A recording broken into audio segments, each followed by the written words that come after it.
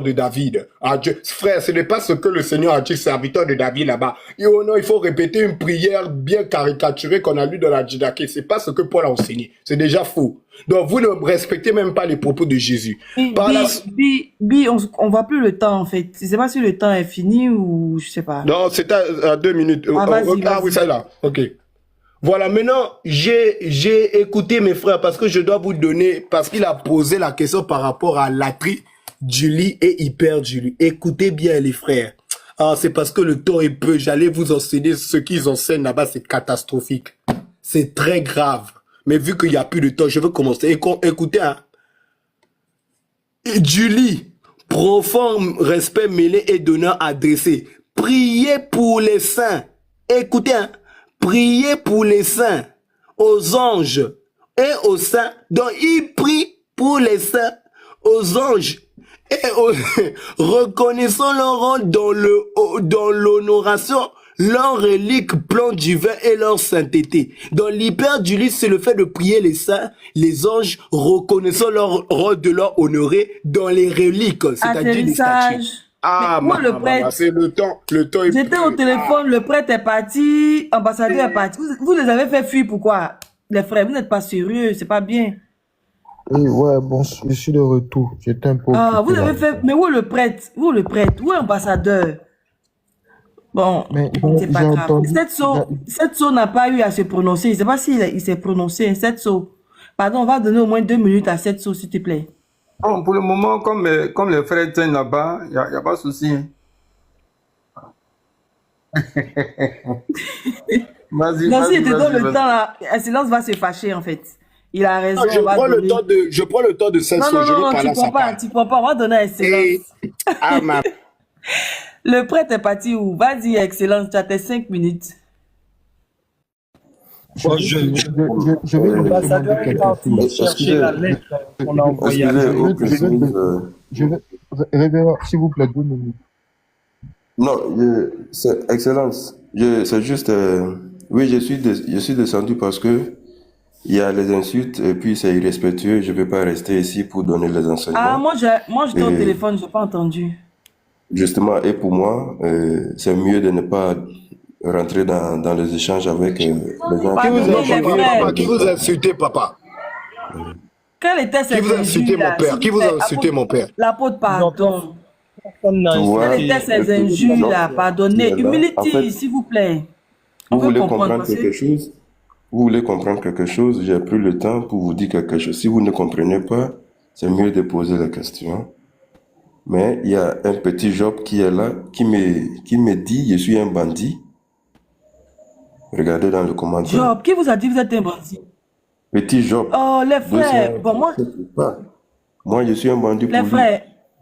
Pardonnez, attendez. On s'excuse, attendez, mon père, on s'excuse. C'est pas la peine de... Les frères, non, attendez, s'il vous plaît, parce que vous êtes quand même un prêtre. Ceux qui débattent ici, les excellences, là, ils ne connaissent pas grand-chose. Mais si aujourd'hui on a affaire à un prêtre, moi, j'aimerais bien vous écouter. S'il vous plaît, les frères, excusez-moi, moi, j'ai dit ici, les modérateurs, là, les modérateurs, s'il vous plaît, si vous voyez quelqu'un qui insulte, mutez-le, même s'il est chrétien, mutez-le, c'est pas bien. C'est pas bien, en fait. Les excellences, là, ils sont pas des prêtres. Les ambassadeurs, là, ils sont pas des prêtres. Voilà un prêtre ici. Il va nous expliquer pourquoi on comprenne un peu. Maintenant, si vous l'insultez, qui part, enfin, comment? C'est pas bien, en fait. On peut pas dire qu'on respecte le pasteur maintenant, et puis maintenant, on se met à insulter un prêtre. Ça a quel sens? Excusez, franchement. Donc, on va vous donner vos 5 minutes. Vous êtes là? Oui, je suis là. Et donc, Ézéchiel 36 qu'il a pris pour parler, je veux aussi prendre le verset en profondeur, en fait. Et je reprendrai sur vous une eau pure et vous serez purifiés. Je vous purifierai de toutes vos souillures et de toutes vos idoles. Vous dites que eau pure, c'est l'Esprit Saint, si j'ai bien compris. Mais ce verset s'inscrit dans une grande promesse de restauration adressée à Israël en exil. Et le peuple a été infidèle à l'alliance, marqué par l'idolâtrie et impureté morale. Et donc Dieu annonce qu'il va lui-même intervenir pour recréer son peuple de l'intérieur. Non pas par un simple retour géographique, mais aussi il n'est pas d'une transformation spirituelle profonde. Donc quand il dit « je reprendrai », cela indique initiative divine et ce n'est pas l'homme qui se purifie, mais Dieu qui agit. Au pur renvoie dans le contexte biblique au rite de purification de la loi. C'est pour cela que j'ai lu le nombre 19, mais il dépasse le cadre rituel pour annoncer une purification intérieure. Donc cette eau n'est pas seulement matérielle, mais elle est le signe visible de l'action de Dieu qui enlève le péché et restaure la communion. Cela restaure la communion. La suite immédiate du texte éclaire le sens. Il dit « Je vous donnerai un cœur nouveau. Je mettrai en vous un esprit nouveau. » Et l'eau est inséparable du don de l'esprit. Ézéchiel annonce déjà ce que Jésus révélera pleinement en Jean 3, 5. À moins de naître de l'eau et de l'esprit, nul ne peut entrer dans le royaume de Dieu. Et l'Église a toujours lu Ézéchiel 36, 25 comme une préfiguration du baptême, où l'eau unie à l'esprit purifie du péché et fait naître une vie nouvelle. Donc j'aimerais lire un peu d'extrait de comment les mots de bénédiction pour l'eau.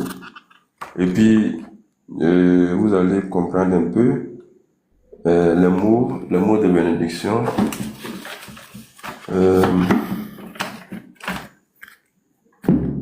Bon, si je trouve, je vais revenir. Si je trouve mon document, je vais revenir pour vous faire un peu de...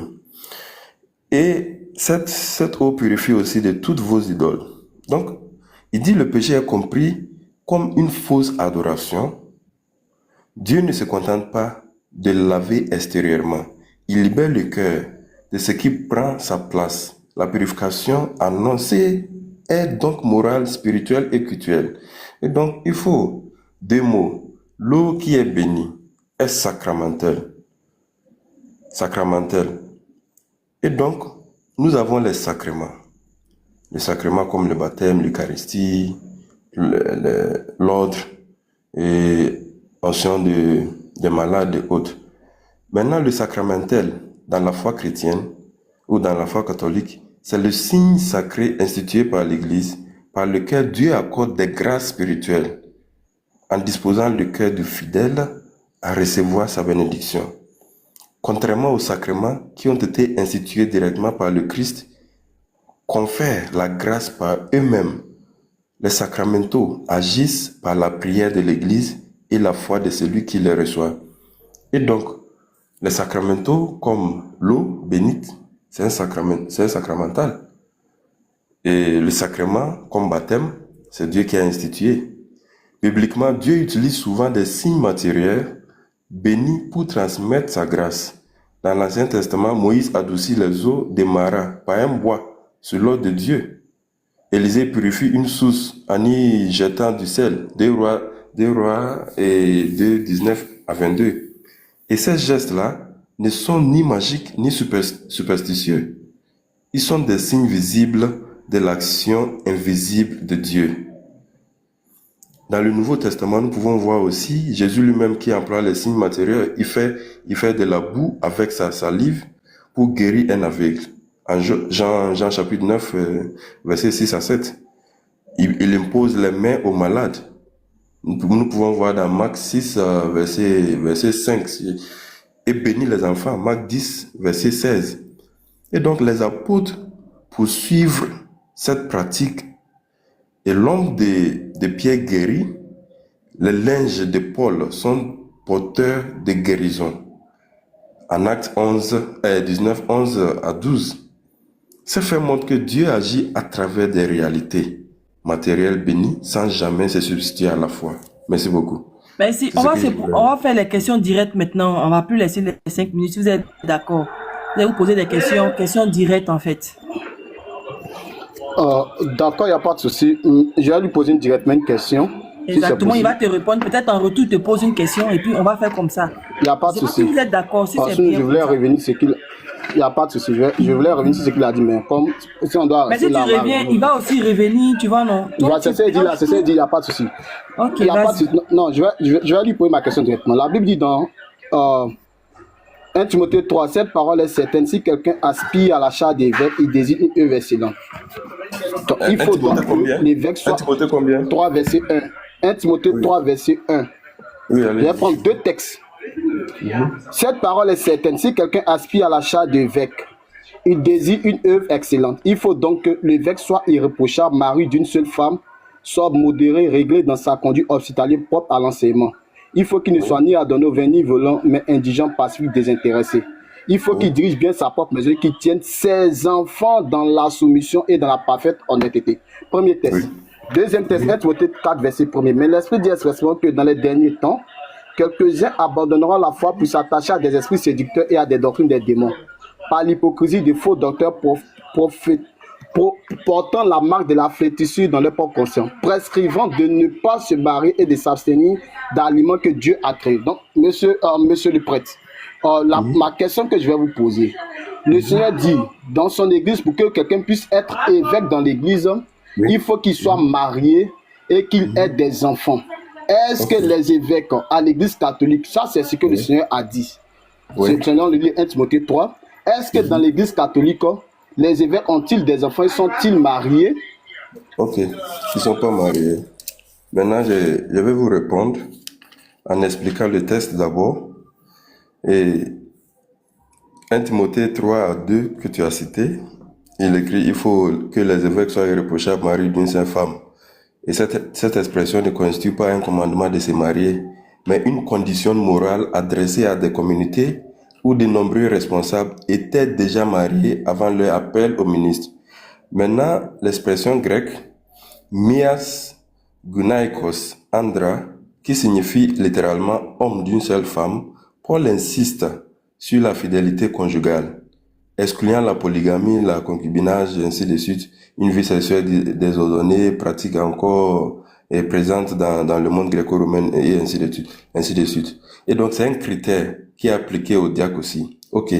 Maintenant, par ailleurs, Paul valorise explicitement le célibat consacré pour le service du Seigneur.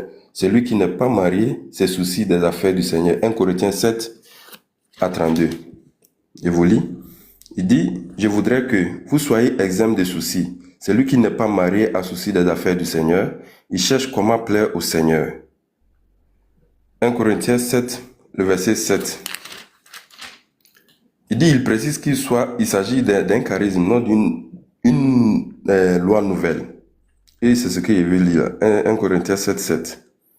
Il dit, je voudrais bien que tous les hommes soient comme moi, mais chacun reçoit de Dieu un don particulier, l'un celui-ci, l'autre celui-là. Je dis donc aux célibataires et aux veuves qu'il est bon de rester ainsi comme moi. Mais s'ils ne peuvent vivre dans la continence, qu'ils se marient, car il vaut mieux se marier que brûler. Et l'autre, il donne à la suite le 32, il dit quoi? Je voudrais que vous soyez exempts de soucis. Celui qui n'est pas marié, Paul lui-même, il vivait dans le célibat apostolique. Nous voyons ça dans 1 Corinthiens 9, le verset 5. Il dit quoi? N'aurions-nous pas le droit d'amener avec nous une femme chrétienne comme les autres apôtres, les frères du Seigneur et Céphas? Moi seul et Barnabas, n'aurions-nous pas le droit d'être dispensés de travail? Qui a jamais servi dans l'armée à ses propres frères? Donc, il se proclame cela en montrant que le ministère peut être pleinement vécu sans mariage. Ok, si on peut abréger pour qu'il puisse rebondir et puis voilà. Ça ne va pas faire trop long aussi. Ok, il n'y a pas de problème. Ok, il peut rebondir à cela. Merci, monsieur le prêtre. Lorsque vous prenez le verset de 1 Corinthiens 7, verset 33, on dit celui qui n'est pas marié et tu mets ça sur la tête de l'évêque. Je n'ai pas parlé des apôtres, je parle de l'évêque. Mon frère, j'arrive, apostolique. Monsieur le prêtre. Non, j'arrive d'abord, monsieur le prêtre. Mute-toi.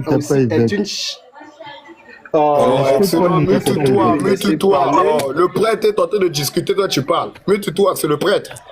Mute-toi. Merci. Tu me demandes, tu vas me montrer les textes. La Bible dit que Paul était évêque. Dans la Bible, tu vas me dire que Paul était évêque.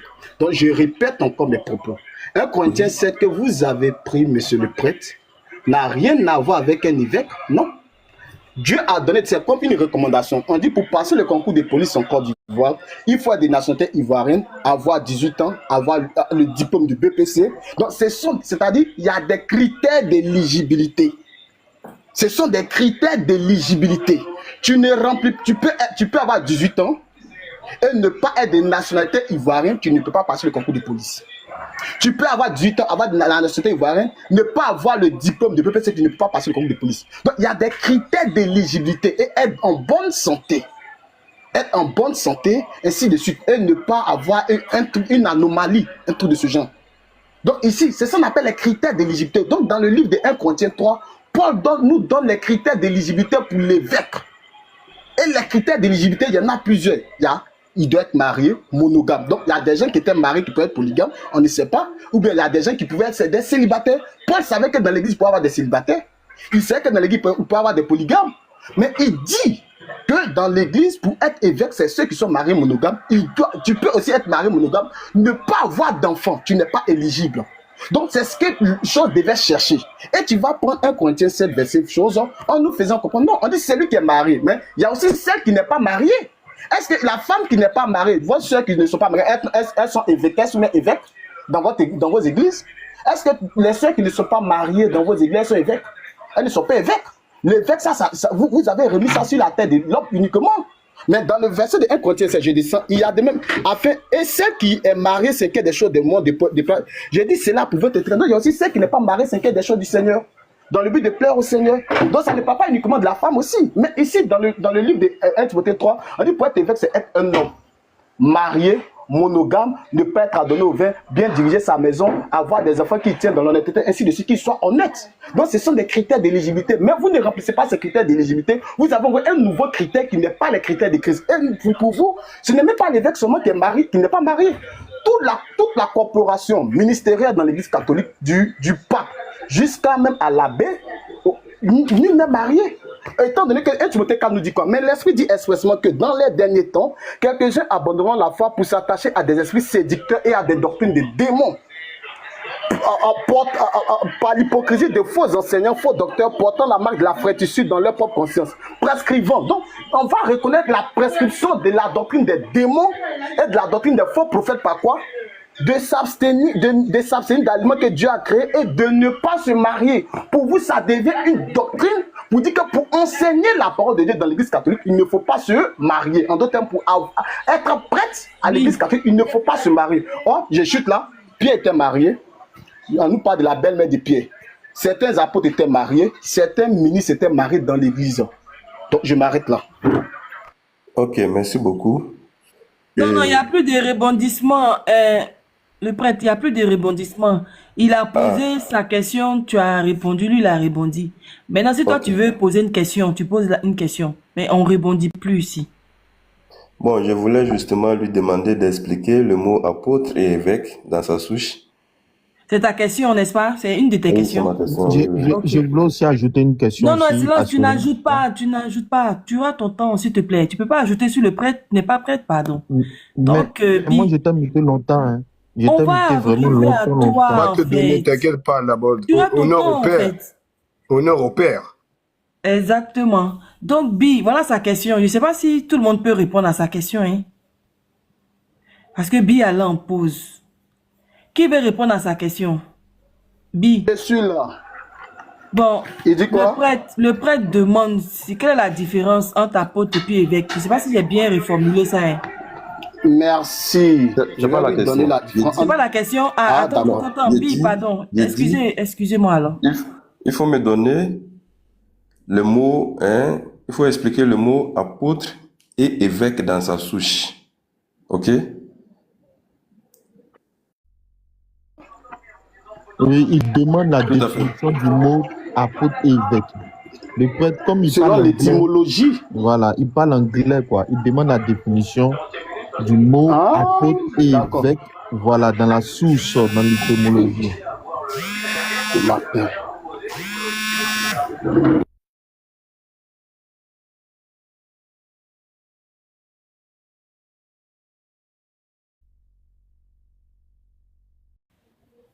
Bon, Bi, tu es là? Tapotons le live, les frères. Allô, allô, Oui, on t'entend, on t'entend. allô, est-ce Mais qu'on m'entend? Et qui il répond sa y a question? du J'avais bruit reçu, aussi. j'ai reçu. Il y a du bruit aussi là où tu es. Il dit, Et il veut il la demande définition. de La définition du définition mot des évêque. deux mots. Apôtre et puis évêque là. Voilà. L'étymologie en fait des deux. Moi je pense qu'on avait détaillé ça ici, Excellence. Mais bon, comme le prêtre n'était pas là. Étymologie d'apôtre. Pour Parce avoir que évêque là, c'est étymologie structuré, d'apôtre, c'est l'évêque, c'est pas. Bon, vas-y, Bi, vas-y. voir étymologie d'un mot, on prend le dictionnaire pour faire sortir l'étymologie. Ça s'arrête là. Donc, si un frère un dictionnaire, là, qu'il fasse sortir le dictionnaire pour ne pas que je puisse mentir dans les choses. Donc, après, il faut faire sortir le dictionnaire. Si un frère, attendez, j'arrive d'abord, monsieur l'évêque, monsieur le prêtre. Donc, si un frère, je vais pas ouvrir, Non, j'ai ce téléphone portable. attendez, le prêtre, attends, tu as posé ta question, il va te répondre en fait. Je peux lire, non? Parce que je Il faut voulais, lire, il faut lire cette je voulais poser une question. Apôtre. Origine. Vas-y. Lis ou pas? Apôtre. Origine du grec ancien. J'ai écrit le mot grec ici, qu'on lit épisto, un truc comme ça, qui signifie littéralement envoyé ou messager. Donc, voilà, apôtre signifie littéralement envoyé ou messager. C'est le sens étymologique. Maintenant, le second mot, évêque, du grec aussi ancien, épiscopas, qui signifie surveillant ou inspecteur. Donc, un apôtre, c'est un envoyé, c'est un messager, un évêque, c'est un surveillant, c'est un inspecteur. Je peux parler maintenant. Je peux Voilà. parler. Je ne sais pas si c'est ta question. Vas-y. Ok, il n'y a pas de souci. Maintenant. Ok, merci. Je ne vais pas entrer dans cette histoire. Non, on va rentrer. Il n'a qu'à lire le dictionnaire. Pour avoir l'étymologie d'un mot, on fait sortir le dictionnaire. Donc, apôtre signifie envoyé. C'est pour ça que quand vous allez partir chez les musulmans, vous allez voir dans certains sourates, ils vont écrire chose, le prophète d'Allah, le messager d'Allah. Mais dans certains hadiths, ils vont l'appeler l'apôtre d'Allah. L'apôtre d'Allah. Donc, en d'autres termes, c'est un messager. Étant donné que les apôtres étaient directement liés au Christ, c'est pour ça que je dis dans Luc 7, un truc bien Luc, voilà. Je vous envoie des prophètes, des apôtres. Un truc de ce, je vous envoie des prophètes, des sages. Vous crucifierez et vous battrez des verges les uns. Mais en ce qui concerne maintenant l'évêque, là, l'évêque, c'est les apôtres et les gens qui sont dans l'église qui doivent établir l'évêque. C'est facile de faire comprendre. C'est les apôtres et ceux qui sont dans l'église qui doivent établir les évêques. C'est que quand Paul s'en va, il dit quoi? Il faut établir des évêques dans chaque ville. Il faut que l'évêque soit irréprochable. Donc c'est lui qui doit être le surveillant, le dirigeant, l'inspecteur de l'église. Mais il doit aussi enseigner. Il doit être propre à l'enseignement. Donc c'est ça aussi, c'est une condition pour être évêque. Si tu peux être bien, tu peux remplir. Mais si tu n'es pas propre à l'enseignement, tu ne peux pas être évêque, l'inspecteur. Donc c'est pour cela que tu peux être évêque pour un temps. Si on veut, on te décharge de ta. C'est une charge qu'on te donne pour l'église. Si on veut, on peut te décharger. Mais ce n'est pas un ministère proprement parlé selon le ministère où Christ a appelé, où Dieu a établi les 5 ministères. Selon le livre d'Éphésiens 4. Et selon les 5 ministères où il y a les apôtres, les prophètes, les pasteurs, les docteurs et les évangélistes. Ce sont les 5 ministères que Dieu a établis dans l'église. C'est pour ça que la Bible nous dit dans 1 Corinthiens 12 que Dieu a établi premièrement les apôtres, secondement les prophètes, ceux qui ont les dons de guérison au fur et à mesure dans l'église. Donc il y a les ministères et il y a les charges. Il y a la charge des diacres, il y a la charge d'anciens, il y a la charge d'évêques. Donc pour être évêque, il faut être ancien, mais ce n'est pas tous les anciens qui sont évêques. Un ancien peut être diacre. Donc le diacre aussi doit être propre à l'enseignement. Lui aussi, il a ses critères d'éligibilité. Mais ce n'est pas un ministère à proprement parler. Donc, en d'autres termes, c'est ce que je voulais toucher ça. Donc, évêque, c'est une charge qu'on te donne qui signifie inspecteur. L'apôtre, c'est un ministère messager que Dieu envoie. Un peu le même moment qu'un prophète. Je m'arrête là. Le prêtre, vous pouvez répondre. Oui, non. C'est pour répondre. Non, c'est pas une question. Tu rebondis par rapport à ce qu'il a dit là. Ce que je vais poser une question d'abord. Non, en fait, il t'a posé une question, tu as posé, il t'a posé une question, tu as posé une question. Ici, c'est pour répondre. Soit tu attends au prochain, en fait. Tu attends au prochain. Donc, ce que je veux dire, les apôtres sont le fondement, tandis que c'est les évêques qui sont les continuateurs. Et l'apostolat est une mission fondatrice et universelle. Donc l'épiscopat est une charge pastorale et stable, qui est enracinée dans l'église, dans une église locale, comme les premières communautés. Et les apôtres disparaissent avec la génération fondatrice, qui est un apôtre. Cela. Mais leur mission demeure dans l'église à travers les évêques. C'est pour cela que je lui ai demandé qui est un apôtre. Saint Paul dit il est apôtre parce qu'il a eu la rencontre personnelle avec le Christ. Les apôtres sont choisis directement par le Christ et témoins de la résurrection. Luc 6, le verset 13 dit quoi? Luc 6, verset 13. Luc 6, verset 13 dit quoi? Il dit, et puis le jour venu, il appela ses disciples et en choisit 12 auxquels il donna le nom d'apôtres. Leur mission est fondatrice, annoncer l'évangile, poser les fondements de l'église, transmettre l'enseignement authentique et instituer les premières communautés. Leur autorité vient immédiatement du Christ. Nous voyons cela en Galates 1:1. Et le collège des 12, avec Pierre à sa tête, a un rôle unique et non reproductible. Maintenant, l'évêque qui est gardien dans les premières communautés, les évêques sont établis par les apôtres pour gouverner localement l'église, tout à fait comme Saint Paul l'a dit, enseigner, sanctifier et garder la foi reçue des apôtres. Donc c'est une succession apostolique. Nous pouvons lire Actes 20 et 28. Actes 20, 28. Excusez-moi, il y a ma Bible devant moi, donc il faut que je lis pour vous. Il dit quoi? Actes 20, 28, il dit prenez soin de vous-même et de tout le troupeau dont l'Esprit Saint vous a établi les gardiens. Soyez des bergers de l'Église de Dieu qui s'est acquise par son propre sang. Contrairement aux apôtres, l'évêque n'est pas témoin direct de la résurrection. Il reçoit sa mission par l'imposition des mains dans la succession apostolique. Et 1 Timothée 4,14 dit cela. Ainsi, les prêtres ou les apôtres sont le fondement, tandis que les évêques sont les continuateurs. L'apostolat est une mission fondatrice universelle. L'épiscopat est une charge pastorale et stable. Maintenant, ce que je voulais poser, c'est juste, il peut ne pas répondre aussi. Hein. C'était pour lui demander si Saint Paul dit dans 1 Corinthiens 7, 32, en disant que ceux qui ne sont pas mariés peuvent aussi en prendre charge des affaires de Dieu. Je voudrais que vous soyez exempt de soucis. Celui qui n'est pas marié associe les affaires du Seigneur. Est-ce que mon père, on ne peut pas installer ceux qui ne sont pas mariés, évêques? C'était ma question. Il peut ne pas répondre, ok? Mon père, donc le temps est terminé et tout. Non, c'est bon, il est fini. Ok, donc du coup, Excellence, tu as 1 minute pour poser ta question et puis... Exactement, merci beaucoup l'apôtre. Prends le relais, pardon. Voilà, donc Excellence, tu as 1 minute pour poser la question. Moi, je voudrais revenir un peu sur le baptême. Voilà, j'étais muté, j'écoutais, mais j'étais un peu occupé. Là, on est sur l'heure de questions-réponses.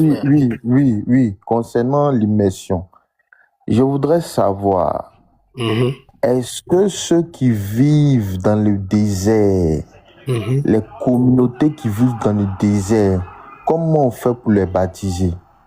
Puisque dans leur zone, on n'a pas d'eau, on n'a pas de lac pour immerger. Comment est-ce que ceux-là peuvent être baptisés? Ta question. Maintenant, Israël, tu veux répondre?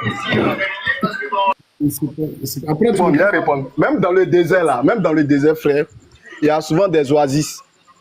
Il y a des oasis quelque part. Ils arrivent à boire, donc ils ne sont pas, ils restent pas là et puis ils sont comme ça. Il y a même des puits, où il y a des oasis qui sont dans le désert. Donc faut pas chercher. Non, moi je prends l'exemple. On prend ici Côte d'Ivoire. Vous ne faites pas ça par aspersion. Donc ceux qui sont dans les déserts, est-ce que c'est comme ça vous cherchez tous des prétextes. Côte d'Ivoire dans le désert puis vous faites aspersion. Rome est dans des éprouvettes, France est dans des éprouvettes aspersion. Quand on monte même, je sais pas, c'est quelle ville, il y a une ville en Italie, je sais pas, c'est la ville de Vienne, mais quelle ville, elle est tout sur l'eau, je sais pas, c'est quelle ville. Il y a l'eau en bas, juste quand elle a été construite sur l'eau. Mais vous ne faites pas aspersion. Arrêtez de chercher des prétextes, frère. Même quelque part, Dieu a mis quelque chose quelque part. Il y aura toujours une eau pour eux. Donc il y a soit des oasis quelque part. Dans le désert, il y a de l'eau, il y a des oasis. C'est simple. Donc il faut arrêter ça. Je m'arrête là. Venise, merci. Donc, excellent. J'espère que tu as 2 minutes pour rebondir. Va-t-il nous t'écoutant? D'accord. On voit que vous comprenez pas les Écritures parce que c'est ce que le prêtre a essayé d'expliquer quand on parle du baptême d'eau. Ici, c'est l'acte. C'est l'acte. Et l'Église catholique, ce que vous ne savez pas, tellement qu'on a les profondeurs, on baptise par immersion et on baptise aussi par aspersion. Mais au-delà de la plongée d'eau, on voit ici des personnes qui baptisent des personnes qui meurent dans l'eau. Le baptême est fait, mais ces personnes meurent dans l'eau. Au-delà de tout cela, c'est l'acte qu'il faut regarder. Pas plus tard que l'année passée au Congo, il y a un pasteur qui a baptisé là, parmi ses fidèles, il y a un qui est resté dans l'eau, il est mort, voilà, dans la plongée. Voilà. Donc, ce sont des choses qui arrivent très récurremment chez vous, les évangéliques. Sinon, on fait aussi les deux côtés. C'est ce que moi, je voulais juste dire. Bon, donc, Israël, tu me permets de poser la question? Parce qu'il a posé question, on doit aussi le poser la question. Si vous me permettez l'épée, et puis toi, tu vas rebondir. Vas-y. Ok. Apôtre, tu me passes aussi la parole, apôtre. Oui, l'épée. Donc, dès que je finis ce mois avec lui, je vous donne, vous deux, avec Jim, parce que vous êtes là, je vous donne, vous deux, 5 minutes. Parce que vous êtes restés là très longtemps. Je m'excuse davantage. Alors, ma question, s'il te plaît, comment les catholiques pratiquent la Julie dans leur vie quotidienne? Excellence, je répète ma question. Comment les catholiques pratiquent la Julie dans leur vie quotidienne? S'il te plaît, voilà la question. Tu as 3 minutes, frère.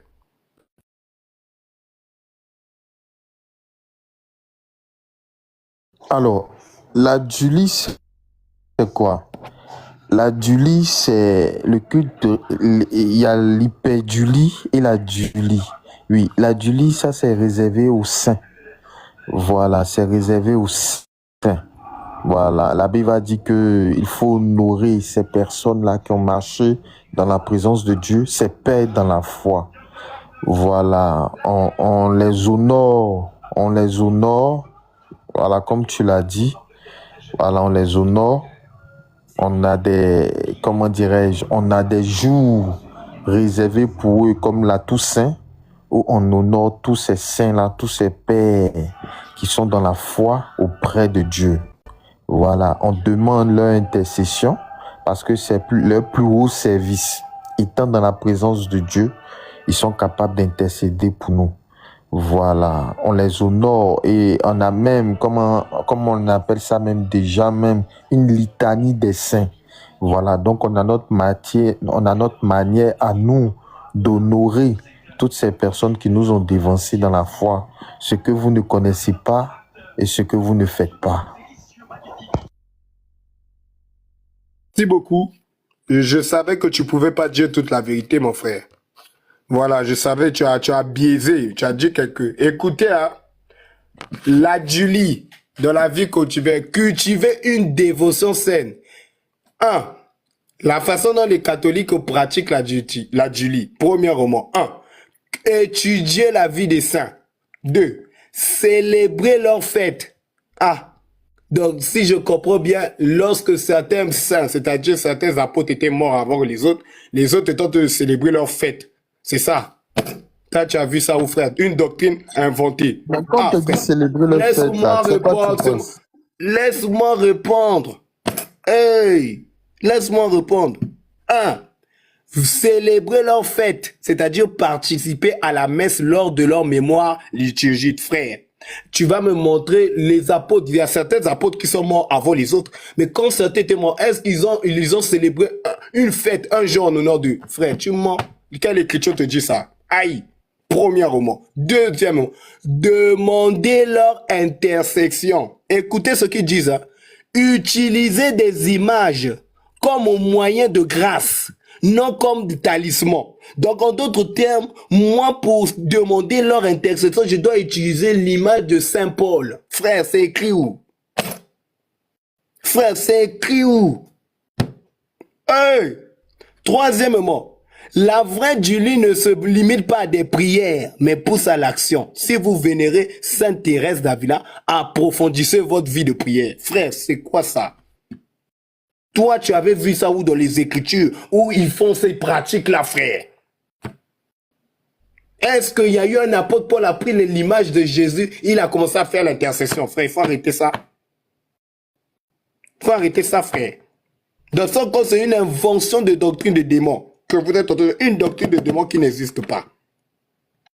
Tu as pris ça au monde, ta caméra monte là-dessus. Ok, merci. Je vais afficher. Maintenant, je vais te dire, tu vas me dire maintenant si cette fausse. Voilà. Si cette source est fausse. Voilà. Donc, je suis ici dans le site et dans le lien catholicisme.eu/.fr. L'honneur dû au saint. Guide théologique et pratique pour le catholique d'aujourd'hui. Voilà. Donc, je suis en train de lire ça ici, frère. À moins que tu me dises que ce lien-là est faux. Hein? Je lis ça ici. Hein?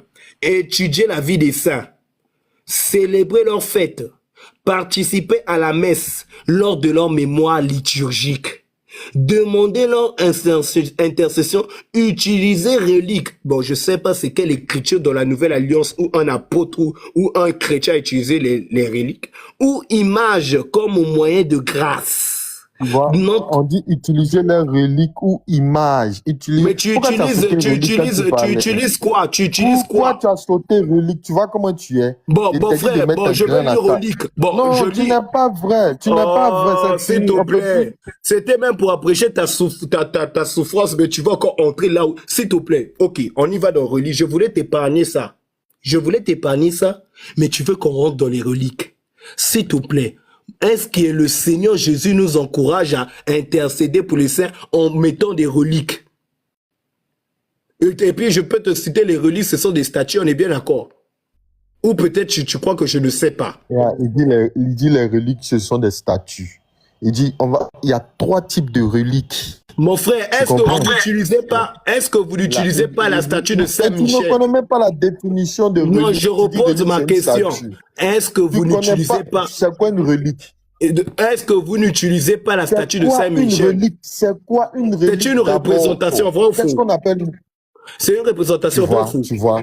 Et puis tu viens faire débat. S'il te plaît, réponds d'abord. Est-ce que c'est... Faut chercher définition de relique sur Internet. Tu vois, tu commences maintenant à t'agiter. Faut chercher définition. Faut taper définition de relique. On va taper. Vous connaissez rien. C'est vous qui venez faire les débats. Il dit c'est statut. On dit relique c'est quoi? Il dit c'est statut. On te demande, tu viens faire débat. Et puis tu as apôtre. Même définition de relique qui vont te dire. On va taper.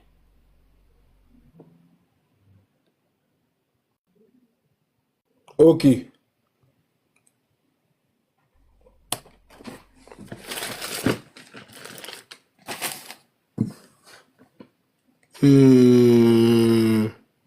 Voilà. Écoute, hein, relique. J'ai bien cité aussi que ce sont des objets, en d'autres termes aussi des statues. Toi, tu as refusé. Je veux que tu vas confirmer ça ici, frère. Ce qui reste du corps de saint, virgule, des personnages sacrés ou objets, écoute, hein, ou objets leur ayant appartenu et qui fait l'objet d'un quoi? D'un culte. Objet témoin du passé auquel on attache le plus grand prix. Je répète ma question. Est-ce que dans ces reliques-là, il n'y a pas la statue de Saint-Michel? Là, j'ai lu. Je répète ma question. Excellent, démute-toi. Est-ce que dans ces reliques-là, il n'y a pas la statue de Saint-Michel? Je te repose la question. C'est là-bas qu'on va voir ta malhonnêteté. Calme-toi d'abord. Non, s'il te plaît, monsieur, tu as voulu, s'il te plaît, il n'y a pas d'affaire de calme pas. Sinon, c'est simple, tu vas descendre. Tu as posé la question, non? Non, non, non, oui, réponds. Est-ce que, oui, réponds directement à ma question. Je veux pas d'argumentation. Est-ce que la statue de Saint-Michel fait partie des reliques? Calme-toi, tu connaissais pas la définition des reliques, calme-toi. Oh, On dit les reliques. regarde, je vois, laisse-moi, mute-toi. Si tu ne veux pas répondre, mute-toi seulement. Tu vois, tu sais Mais que tu laisse, on va te répondre. Pourquoi tu fais ça? On t'a donné une définition, maintenant tu comprends pas encore, on veut t'expliquer, tu mythes les gens. Tu connaissais pas la définition, tu dis c'est une statue. Relique. J'ai dit que la relique est une statue. Vrai ou faux? C'est faux. Est-ce que c'est pas faux? Calme-toi, calme-toi, calme-toi. On va te répondre. On dit. Oui, je t'ai posé une question, frère. Si toutefois tu ne réponds pas, moi je te coupe. On va donner la parole aux autres. Voilà, vas-y, vas-y. Vas-y, je t'écoute. Les reliques sont des restes. Écoute, hein, les reliques sont des restes corporels, c'est-à-dire os sans cheveux, ou des objets ayant appartenu ou ayant été en contact avec un saint. Donc, quand tu me parles d'une statue qui est relique, là, tu me parles de quoi? Il faudrait que... Non, s'il te plaît, monsieur, tu ne réponds pas à la question. Tu connais pas. Non, s'il te plaît. Sinon, ça sert à rien, je vais te donner la parole. Mais on répond à ta question, non, c'est pas ça ma question. C'est pas ça ma question. Je répète ma question. Statue. On te dit c'est pas statue. Je répète ma question. Non, c'est pas ça. Il faut confirmer. Est-ce que la statue de Saint... Mais comme tu es en train de te répondre, pourquoi tu es comme ça? Est-ce qu'une statue, par exemple la statue, réponds directement à ma question, je veux pas détourner. Est-ce que la statue de Saint-Michel est une relique? Pour qu'elle soit relique, il faut qu'elle appartienne à Saint. Je ne t'ai pas dit pour qu'elle soit... Non, je t'ai pas dit pour qu'elle soit relique. Est-ce que la statue de Saint-Michel que vous vénérez là est une relique, oui ou non? Il faut répondre. C'est là où je vais t'attraper. Toi, tu crois que tu as affaire à qui? On te dit pour qu'elle soit relique, il faudrait qu'elle ait appartenu à un saint. Non, s'il te plaît, tu ne réponds pas. Tu ne réponds pas. Réponds directement à la question.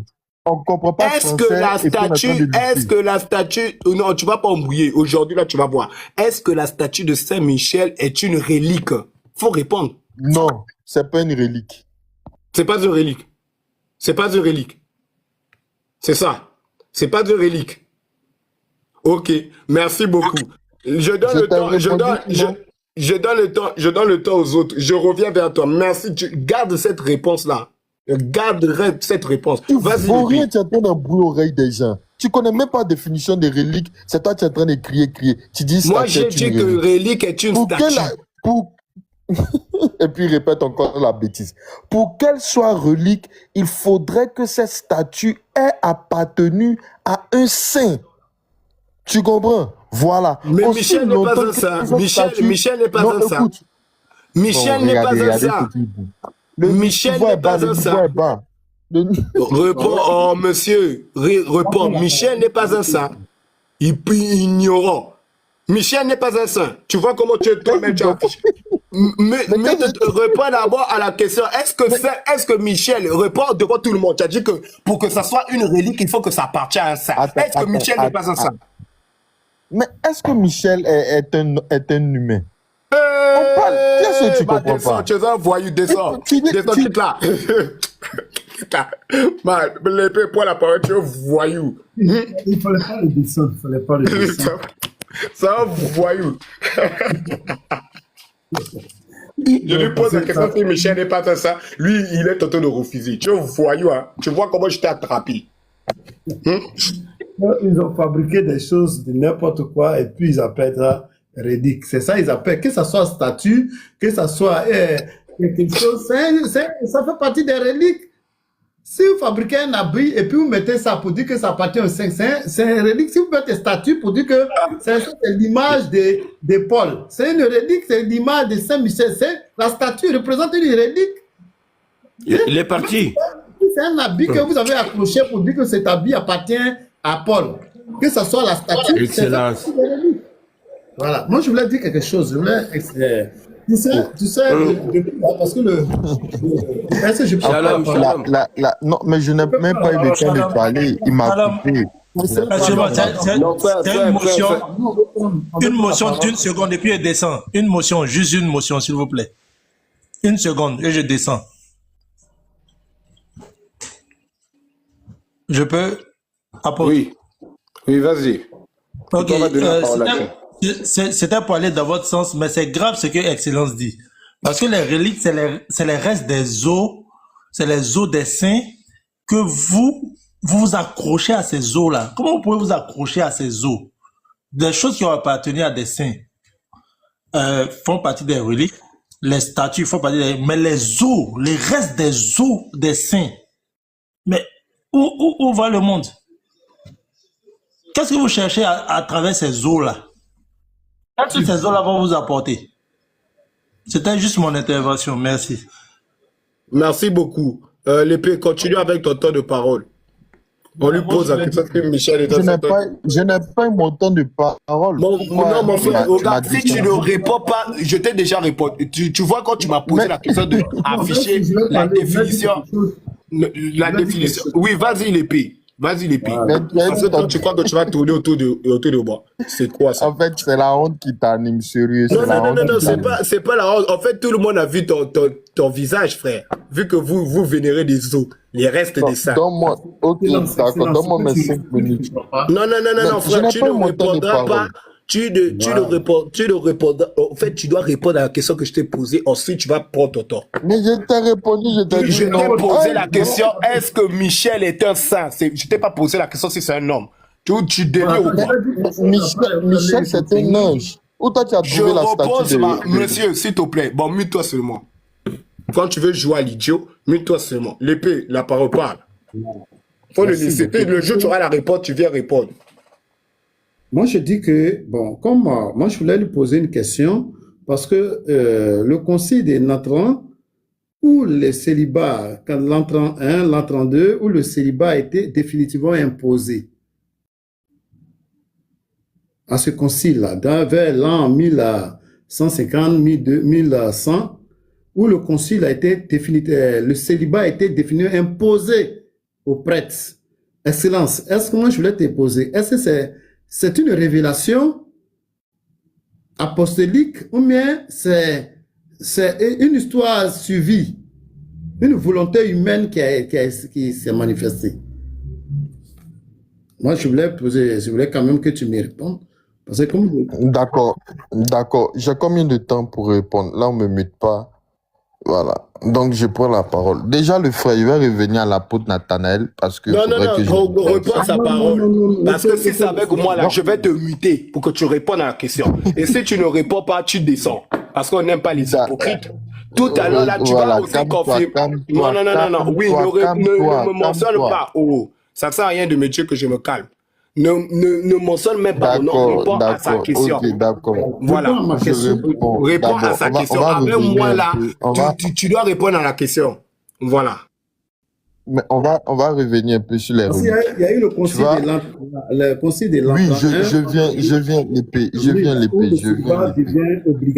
viens l'épée. Voilà. Donc, on dit, il y a le frère même qui est monté, il a dit, on s'accroche aux os. Mais 2 Rois, versets 13 à 21, on voit les os d'Élysée qui ressuscitent. On voit comment le corps des saints sont respectés dans 1 Corinthiens 6, verset 19. Alors, qu'est-ce qu'il faut comprendre? On a les reliques du premier degré. Mais vous posez la question, c'est votre problème qu'elle est là. Bon, c'est pas vénéré. Calme-toi. C'est mon temps de parole. C'est mon temps de parole. Réponds à la question. C'est bon, je descends, c'est bon. Ne descends pas, s'il te plaît. Regarde. Toi, le problème... Non, je descends. Je aussi le célibat qui a été imposé au concile de Latran 1, Latran 2. Vous voyez? On lui pose une question. C'est malheureux, hein? Il va aller répondre sur autre chose. Et... sur autre chose, c'est ça. C'est terrible, en fait. Il parle des autres d'Élysée. Mais les autres d'Élysée n'ont jamais été vénérés. Frère l'épée, je dis juste ça, je te laisse parler. Celui qui est en train de traiter quelqu'un, un autre de vaurien, il ne sait même pas qu'une statue d'un saint est considérée comme une relique. Donc, et lui, il est en train de traiter les autres de vauriens. Vous voyez que bon, là, il ne peut que descendre. Donc, bon, c'est désolant parce qu'ils sont tous partis. J'étais un peu dans beaucoup de bruit, donc je voulais vraiment proposer un débat au prêtre. Et comme il est descendu, Bon, je sais que les excellents, je viens de comprendre qu'ils n'ont aucun niveau. Donc, ça ne sert à rien de nous fatiguer avec des gens comme ça. Je voulais proposer un débat au prêtre. Il ne sait même pas qu'une statue d'un saint est considérée comme une relique. Et ça, c'est de l'idolâtrie, c'est de l'abomination devant Dieu. Donc, je vais m'inviter, frère, tu peux continuer. Regardez même l'épée, et puis je te donne le temps. Il voulait ruser. Je lui pose la question, est-ce que Michel, c'est un saint? Vous avez vu? Oh non, Michel, c'est un ange. Mais est-ce que c'est la question que je t'ai posée? Si Michel, c'est un ange. Regardez ici, hein. J'ai tapé. Remarquez ici. Voilà. C'était où déjà? Voilà. Il repart. J'ai posé, est-ce que les catholiques vénèrent les saints anges? Oui, l'église catholique, les fidèles vénèrent les saints anges, mais ne les adorent pas. Écoutez, hein. Adoration, latrie, réservée uniquement à Dieu. Vénération, respect et honneur rendu aux saints et aux anges. Parce que les catholiques, voilà pourquoi ils ne pouvaient pas répondre. Parce qu'il était déjà misérable. Il voulait fuir. Les catholiques vénèrent aussi les anges. Voilà. Et leurs reliques. Parce que les anges sont des saints. Je lui ai posé la question, est-ce que Michel est un saint? Il ne répond pas. Parce qu'ils sont des créatures de Dieu et ses serviteurs. À part la Vierge Marie, écoutez. Il prie les anges, il prie les anges. Il prie, écoutez, j'ai même pas encore fini. Écoutez, hein. À part la Vierge Marie reçoit une vénération particulière appelée hyperdula. Pour les anges en particulier, les catholiques croient que les anges sont des êtres spirituels créés, servent Dieu et aiment. Maintenant, écoutez. Certains anges sont partis spécialement honorés. Regardez, l'épée, on écrit quoi ici? Saint-Michel. Tu vois? Quand je lui pose la question, est-ce que Michel est un saint? Il sait. Mais il ne peut pas bouger. Protecteur, défenseur contre le mal. Maintenant, regarde l'autre question que je posais. Les catholiques font aussi des prières aux anges. Ils montent là-bas, non, ils viennent. Est-ce qu'ils ne prient? Ils font des prières aussi aux anges? Oui.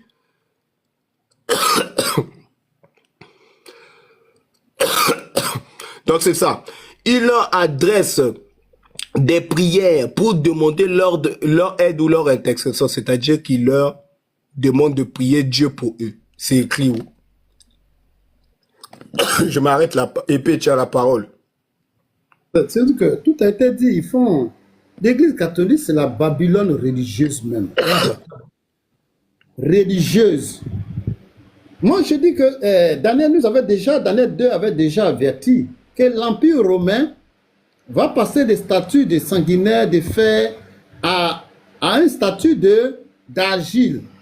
Donc, ils ont pris la forme religieuse, c'est tout. C'est tout ce qui se pratique là. C'est le paganisme même pur. Il prend les versets bibliques, il s'en va, redit que vous vénérez ces reliques là, vous-même vous prosternez, hein? Et souvent même vous les touchez pour mettre sur vos corps, vous les touchez. Vous voyez des choses comme ça? Mais ça c'est le culte des morts. C'est le paganisme pur. Mais ils ont pris la Bible, ils prennent les versets pour pouvoir couvrir ce paganisme-là. Je suis content que ce débat ait lieu pour que les gens puissent comprendre. Puissent comprendre que de faire attention à ces gens de trucs. Parce que vous pratiquez là, vous pouvez imposer l'exemple de célibat.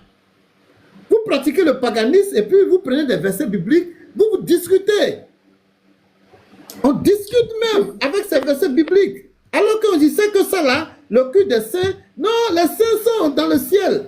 Qu'il faut les prier l'intersection. Mais est-ce que Jésus, un apôtre, a enseigné des choses comme ça? Qu'il faut prier les saints? Quel apôtre? Maintenant, quand quand il prend la tradition, même, la manière d'interprétation, c'est encore fausse. C'est du paganisme pur. L'église catholique, c'est le paganisme pur. Et je vous remercie, frère, parce que le Seigneur permet que toutes ces choses-là sont dénoncées afin que chacun puisse bien se ressaisir.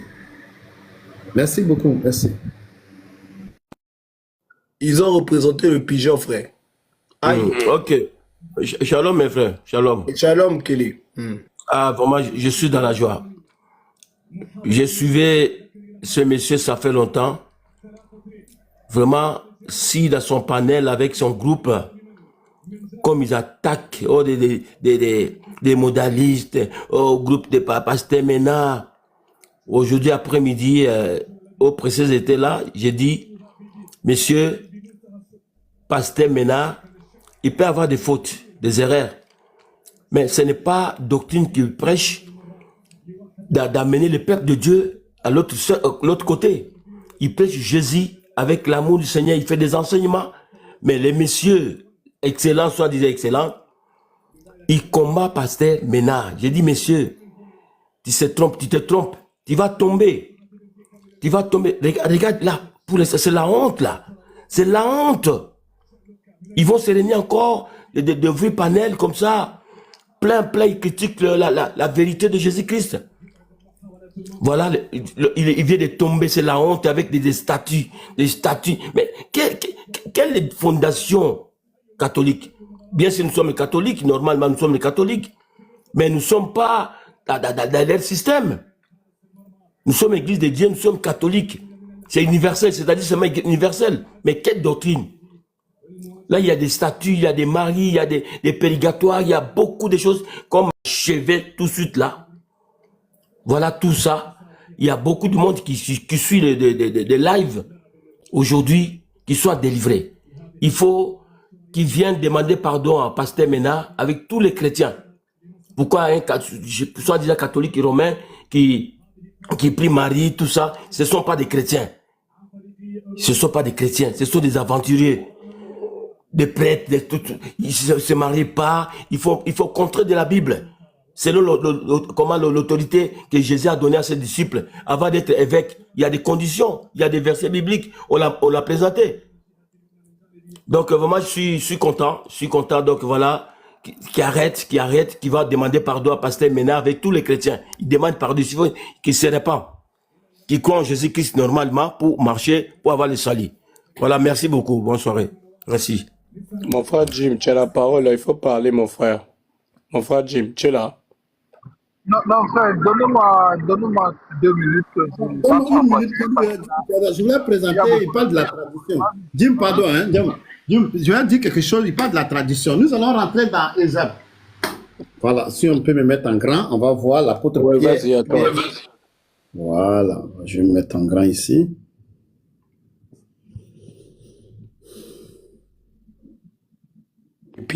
Et puis non, pas honte. Ils disent non, nous vénérons les objets.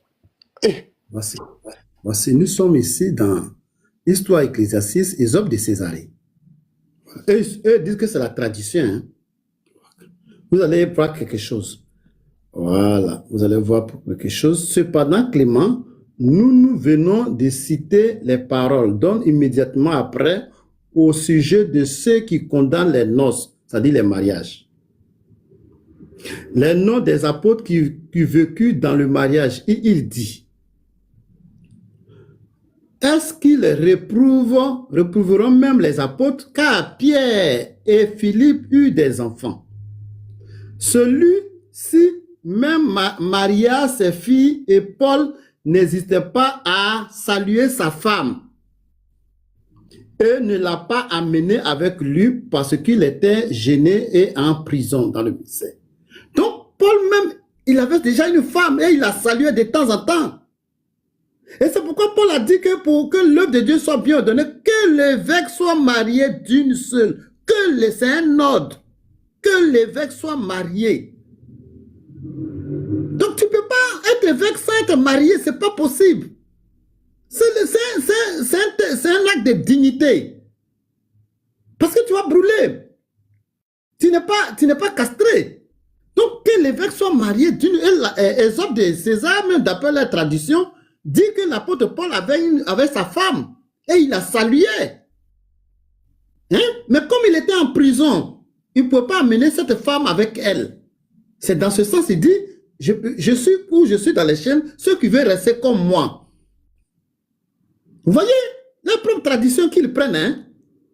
Mais vraiment, l'évêque doit être marié. C'est des conditions qui sont nécessaires pour diriger l'œuvre du Seigneur. Merci beaucoup. C'est ce que je voulais un peu ajouter. Vraiment, les frères, c'est très grave. C'est très grave. Vous voyez, vous voyez ce qui me fait mal, c'est quoi? C'est que il ne se gêne pas de dire que on utilise des objets. Donc, si je comprends bien, il y a eu une personne qui a utilisé les os de Élysée pour vénérer ça. Tu vois le mensonge. Le gars est fier. Et comme il sait qu'il est bloqué l'épée, il se met à ruser. On lui pose la question si Michel c'est un saint ou Michel c'est un ange. Est-ce que je t'ai posé la question si Michel? Parce qu'il sait qu'il était KO. Mais après, Nathanaël, depuis même, Vas-y. Ouais. depuis même le début, même déjà même là, ils connaissent. Au fait, les catholiques, mais vous souffrez, hein. Vrai, vous souffrez même. Changer, au fait, moi, Excellence, faut quitter dans ça, hein. Faut quitter dans ça. Vous n'avez rien pour pouvoir vous justifier, pour pouvoir tenir. C'est-à-dire qu'il faut pouvoir tenir par rapport à la doctrine de Christ. Vous n'avez rien. Il n'y a rien. Il n'y a rien. Vous ne pouvez pas manifester ça. Ça ne peut pas passer. Parce que c'est deux choses contradictoires. Paul enseigne une chose, l'Église catholique envoie une chose. Tu as vu que l'ambassadeur, il est venu, il a dit l'Église catholique avec l'Église catholique romaine, c'est pas la même chose. Oh, pourtant, c'est la même sauce. C'est le même goût. C'est le même goût. Parce que les apôtres, là, ils n'ont pas prêché autre évangile. Ils ont prêché un seul. Et c'est Paul qui est parti à Rome. Il a prêché la même chose. La même chose qu'il avait appris à Jérusalem. C'est la même chose qu'il a prêché partout. Il n'est pas venu parler de Marie et Padre Pio ou parler de toutes ces choses-là. Il parle de solo la scriptura. Est-ce qu'il comprend même le latin? Mais vous, mais si, ça dit que vous comprenez même. D'abord. Et puis, je viens, frère. Je viens. Si les apôtres avaient fait une didaché, mais l'apôtre Paul allait mentionner ça dans ses lettres. Il allait mentionner que les apôtres, on s'est réunis et on a pris, donc on communique ce que nous avons décidé. Hein? Ils allaient parler, l'apôtre Pierre allait parler de ça dans ses épîtres. Qu'il y a une didaché qu'ils ont fait. Maintenant, qui a été l'auteur? On dit c'est à parler de l'encens. C'est quelque chose qui est venu sans auteur. Regarde, il prend ici le livre des Hébreux. Que non, comme le livre d'Hébreux n'a pas de texte, c'est faux. Prenons le livre d'Hébreux. Le livre d'Hébreux, c'est Paul qui a bien fait le livre d'Hébreux. C'est Paul, l'apôtre Paul, qui a fait le livre d'Hébreux. Même quand tu prends un livre, il faut prendre le dernier de ce livre. Tu vas comprendre que ça marque la signature ça marque la signature de Paul. Je prends Hébreux 13. Quand tu prends la fin de ce livre, tu vas comprendre. Il dit que le Dieu de paix, Hébreux 13, verset 20, qu'il a ramené d'entre les morts le grand pasteur des brebis par le sang d'une alliance nouvelle, notre Seigneur. Et je vous prie, frères, de supporter ces paroles et je vous exhorte brièvement. Sachez que votre frère Timothée a été relâché. S'il vient bientôt, j'irai vous voir avec lui. Hein? Votre frère Timothée était disciple de Paul. Donc, ça marque même la lettre que c'est Paul même qui parle même de tout ce système juif d'adoration, du temple, tout ça là. Parce que Paul il dit que la didaché n'a pas d'auteur, mais c'est les apôtres qui ont fait. C'est faux. Les apôtres n'ont jamais pour dire qu'on va faire une didaché et vous savez, c'est pas possible. Ils n'ont jamais mentionné ça. Donc, vous basez des choses qui sont venues après les apôtres. Mais les évêques qui étaient là, à parler de l'encens, ils étaient dans leur propre communauté locale. Leur proposition, mais leur fameux ne peut pas faire force de loi ni force de doctrine. Les apôtres ont déjà déposé le fondement, le dépôt. Ils ont déjà mis le dépôt. Comment nous allons nous conduire? Et maintenant, les évêques de l'encens, ces évêques qui étaient des évêques sur leur territoire là, ils ne sont pas des apôtres. Ça, ils avaient leur manière de diriger, mais leurs parents ne peuvent pas faire force d'une doctrine de l'Église. C'est pas possible. Parce qu'ils ne sont pas établis comme des apôtres. C'est des dirigeants que les apôtres ont mis. Donc, vous prenez aujourd'hui tous ces dits de Saint-Cyprien, quoi. Mais Saint-Cyprien a parlé, c'est un évêque, il a c'est pour sa communauté. Hein? Qu'est-ce pour que Saint-Cyprien n'était pas dans l'erreur? Quel apôtre qui le contrevait? Donc, on ne peut pas accepter, en dehors des apôtres, tout ce qui vient là. Ça n'a rien à voir avec la mission, le fondement de l'Église. Hein? Mais l'Église catholique il prend ça, tout, c'est à partir de l'encens, c'est différents évêques, leurs propositions, ça ne peut pas faire force de doctrine. Et en plus de ça, ils disent, roi de Salem, que non, c'est les évêques qui sont les descendants d'apostoliques. Donc, selon eux, les prophètes n'existaient plus. Les docteurs n'existaient plus. Oui, frère. Tu sais ce qui me fait rire dans tout ça là? Ce qui me fait rire, c'est que les Romains existent aujourd'hui encore, il y a les générations, ils sont là. Jusqu'à aujourd'hui, les Romains, ils sont encore là, ils sont toujours dans les pratiques. Hein. Parce que l'évangile que Paul prêchait là, ça n'a rien à voir avec la tradition des Romains. C'est ce que ceux-là, les catholiques, ils ne comprennent pas. Et silence, c'est dans les commentaires, écoute bien. Les mêmes Romains là, ces mêmes gars là, ils ont les descendants qui sont là aujourd'hui. Ils pratiquent la même chose que les ancêtres ont pratiqué. Il faut au Vatican, c'est eux qui dirigent même ils pratiquent la même chose. Hein. Vatican. Ça n'a pas changé. Hein. Quand, ils sont là. Regarde, ils sont là. Hein. Ça passe. C'est pour ça, moi, quand vous voulez parler, ne parle pas de ça. Moi, je préfère vous montrer des actes. Ils pratiquent la même chose. Si vous comprenez, ils pratiquent la même chose, ils n'ont pas changé. Les histoires des Padre Pio. Est-ce que vous connaissez les Padre Pio? Vous parlez de Marie. Ça, c'est l'une. Il y a la Madonna de Fatima. Il y a la Madonna de Loupé. De Loup. Il y en a plein comme ça de Marie. Et ceux-là, ils connaissent quoi? Ils ne connaissent rien. Vous ne connaissez rien. Il y a la Marie de Loupé. Il y a la Marie Noire. Il y a la Marie de Fatima. Il y en a plein. Il y en a plein de maris qu'ils adorent là-bas. Je dis, si tu vas au Brésil, à l'agenda, là, les gens ne prient pas Jésus, hein, c'est Marie. Marie. Est-ce que les gens prient Jésus? Dis-moi que non, on ne prie pas. On ne prie pas de ça. Ah! Marie, les gens prient. Je suis Marie. Il y a les choses qui se démontrent. Quand Paul est descendu, il a passé par Malte. Il est arrivé à Pozzuoli. Pozzuoli, c'est une ville, c'est dans Actes des Apôtres. Actes des Apôtres, le verset, je crois, c'est 28-13, un truc comme ça. Tu vas lire là-bas. Il a passé 8 jours avec les frères, ou 7 jours avec les frères là-bas, dans cette ville-là. Et les gens parlent de ça. Après la marché, ils ont pris pour aller à Rome. Comme il a un côté romain, il ne devait pas être. Tu parles de ça, non? Voilà, il a laissé tout ça. Il avait la liberté de prêcher. Malgré il était en prison, donc Paul a trouvé des frères. Et dans Actes des Apôtres, la ville existe jusqu'à aujourd'hui. Il y a des écritures qu'il a laissées. Ils ont fait des écritures sur le truc. Ils ont laissé tout ça. Ça existe. Hein? Mais comme toi, tu ne connais rien. Là. Moi,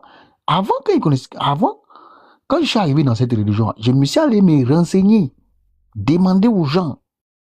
Personne ne connaît Jésus. Personne ne connaît l'évangile. Demandez à ceux qui sont en Italie, ils vont vous dire non. Quand vous pensez que Rome, c'est l'église de Christ, là. Demandez à ces gens de vous dire la vérité. Demandez. En Italie, les gens ne connaissent pas ça. Dans ce pays-là. Où le Vatican est installé, où vous croyez que c'est là-bas. Ils ne connaissent pas l'évangile de Christ. Il n'y a rien ils ne connaissent pas ça. Ce qu'ils connaissent là, c'est la Madonna, Padre Pio. Padre Pio même, il est plus connu que le pape. Le pape n'est rien. Devant Padre Pio. Ambassadeur, tu le connais? Padre Pio, vous le connaissez? Il est plus connu, il est saint. Saint Marcelino, Saint Cipriano, tout cela. On les prie là-bas à Rome. Ils sont priés, on les adore. On fait les statues. C'est ce que j'ai affiché. Tu vois qu'il voulait oser l'épée. Tu as vu la question que je l'avais posée, l'épée. Je lui ai posé la question. Ils adoraient les ancêtres. Tous ces ancêtres qu'ils adoraient là. Parce que quand, en l'an 400, quand le concile de Nicée, quand ils ont proclamé le pontificat et que le pape est devenu chef religieux politique, tous les adorateurs sont venus dans l'église. Ils ont transporté tous les statues. Vous voyez? Puisque le pape est devenu, on dit le pape est devenu chrétien. Donc, qu'est-ce qu'il fait? Alors, tous les adorateurs des fétiches, de tous ceux qui adoraient, venaient les ancêtres, eux tous, Ils ont transporté tout. Donc c'est une Babylone, vrai Babylone, le paganisme vraiment maquillé, qui porte la caracasse. Je vais lui montrer. Tu vois, c'est en italien. Je vais te montrer ici, là. C'est une Tous les historien ancêtres qui qu'ils explique. adoraient là, ils endossent ça même Il jusqu'au va te Vatican. montrer, il va te montrer où Paul est descendu. Lui, il explique ça. Attends. Tu vois? Nell'area metropolitana della città di Napoli. Ça, c'est dans la petite ville où Paul est descendu. Quand les Romains sont venus le prendre, le ramener. C'est la première. Il va te montrer l'église et les écritures qu'ils ont fait sur le mur. Quand Paul était là, il a passé 8 jours là-bas. Et c'est écrit ici dans Actes des Apôtres. Je vais te montrer. Toi, vous ne connaissez rien. Hein? Vous ne connaissez vraiment rien. Attends, Actes des Apôtres. C'est où? Moi, je prie que le Seigneur n'a qu'à libérer les gens qui sont destinés à croire en lui parce que c'est. Non, moi, grave. je prie pour les frères ambassadeurs, en fait. C'est moi, c'est lui, Toi, vraiment. ambassadeur, oui, frère. Ah, Seigneur Jésus. Ambassadeur, c'est un Non, bon moi, je frère. prie vraiment. Vraiment, j'ai pris pour lui. C'est écrit dans Actes des Apôtres 28 ici, là. Le verset 13, si je ne me trompe pas.